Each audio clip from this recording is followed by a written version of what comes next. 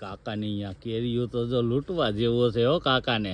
અરે નથી મને લૂંટવા, હું અહીંયા બેઠું તમ તાર મને લૂંટી જાને. અરે કાકા તમને જોયા એટલે તો બોલ્યો કે કાકાને લૂંટવા જેવો છે, પણ કાકા તો જો આમ ભંડારી હિસકે ને શું વાત છે.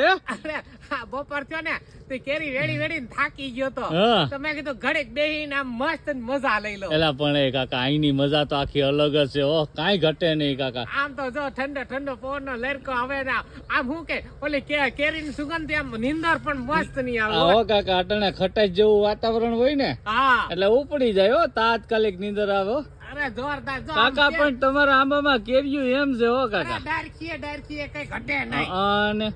અને કાકા હું તમને શું કહું, હા હા બપોર પછી કેરી ખાવાનું મન છે, મહેમાન આવે તો લઈ જાવ એકાદું બોક્સ. આ તો લઈ જાય છે ને આપડા ઓલા પડે પડ્યું જ છે, હું તને હમણાં પેક કરી દઉં. શું વાત છે હા. કાકા પણ મારી વાત સાંભળો, પૈસા નથી હો.